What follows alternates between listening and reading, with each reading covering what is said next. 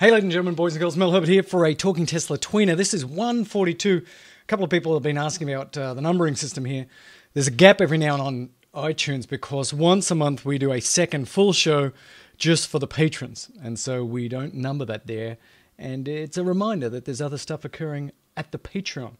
So we're going to do a full show with the boys here in a week or two. We want to wait till the Tesla earnings call comes out and dive into that into some significant detail as we always do. But I wanted to do this Tweener because I got to tell you I'm a bit concerned. I'm a bit worried and a bit anxious. I'm a bit something, and I'll tell you why. So lots have been happening in the last few weeks, but the biggest thing I think is this, which is the statement by Tesla that they're going to lay off 7% of their workforce. Now, I understand that it is common for car manufacturers to get a little bit big, trim the fat, get a little bit big. I mean, this is just something that happens. GM has done it recently. This just happens. But at a time when the production ramp is really going up, where they're producing many more cars than they ever have before, this quarter, or the last quarter, about 8% more than in Q3, which was their biggest quarter by far in their history. So they're trying to ramp up production, but now they're going to cut the workforce 7%. That made me anxious. More anxious than I have, I think, ever been about Tesla.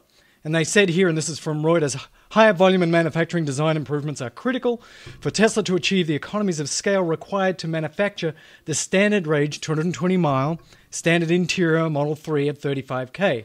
And this will be and to be a viable company. So this is really anxiety producing for me. And I say this for a number of reasons. Because if they need to cut 7% of the workforce to remain profitable, then they've got a problem because that 7% only represents, by some people's estimates, about $220 million a year. And so that doesn't seem like that's going to make the difference. Here's Elon's email, and let me try and read this to you. It's hard to read, but I'm going to give it a try. As we all experienced firsthand, last year was the most challenging in Tesla's history. However, thanks to your efforts, 2018 was the most successful in Tesla's history. We delivered almost as many cars as we did in all of 2017 in the last quarter alone, and nearly as many cars last year as we did in all of Tesla's prior years combined. Model 3 has become the best-selling premium vehicle of 2018 in the United States, a truly remarkable feat and something that few thought possible just a few years ago. Looking ahead at our mission of accelerating the advent of sustainable transport and energy, which is important for all life on Earth. Remember, this is why we do the show and we follow this guy, because we agree. We face an extremely difficult challenge. Now listen, this is the guy who always is like, everything's great and we're the best and it's all good. Here's the challenge. Making our cars, batteries, and solar products cost competitive with fossil fuels. While we have made great progress, our products are still too expensive for most people. I agree with that. Even the cheapest Model 3 right now is not an inexpensive car. Tesla has been producing cars for about a decade, and we've been up against massive entrenched competitors, Ford, GM, Toyota, these people. The net effect is that Tesla must work much harder than other manufacturers to survive while building affordable, sustainable products. I got it. In Q3 last year, we were able to make a 4% profit. While small by most standards, I would still consider this our first meaningful profit in 15 years since we created Tesla. Now, there's been a couple of quarters every now and then they've had a little bit of profit, but he doesn't consider that real. That was often more an accounting issue. However, that was in part the result of preferentially selling higher. This is what's happened in the last quarter, the prior quarter, Q3. Preferentially selling higher price Model 3 variants in North America.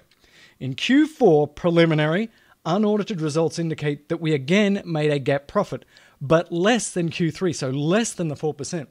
This quarter, with Q3 shipment of higher price Model 3 variants, this time to Europe and Asia, we hopefully will allow us, with great difficulty, effort, and some luck, to target a tiny profit. So they're saying that Q4 is going to be barely a profit, and they're going to have to work really hard to get any profit this quarter. However, starting around May, we will need to deliver at least the mid-range Model 3 variants in all markets, as we need to reach more customers who can afford our vehicles. Moreover, we need to continue making progress towards lower price variants of the Model 3. Right now, our most affordable offering is the mid-range 264-mile Model 3 with premium sound and interior at $44,000. The need for a lower price variant of Model 3 becomes even greater on July 1st when US tax credit again drops in half. It was $7,500, now it's like $3,800, and it's going to like $1,800, something like that. That's the ballpark. Making our car, here it is, $1,875 more expensive. And again, at the end of the year, it goes away entirely. Sorry for all these numbers, but I wanted to make sure that you know all the facts and figures and understand that the road ahead is very difficult. This is not new for us. We have always faced significant challenges, but it is a reality we face. There are many companies that can offer a better workplace environment because they are larger and more mature, or in industries that are not so voraciously competitive. Is that right? Attempting to build affordable clean energy products at scale necessarily requires extreme effort and relentless creativity, but succeeding in our missions is essential to ensure that the future is good. We must do everything we can to advance the cause. And I agree, this is a rah-rah sis bomba to the people who work in the company, and I get it. As a result of the above, we unfortunately have no choice but to reduce our full-time employee headcount by approximately 7%. We grew by 30% last year, which is more than we can support, and retain only the most critical temps and contractors. Tesla will need to make these cuts while increasing Model 3 production rate and making many manufacturing engineering improvements in the coming months.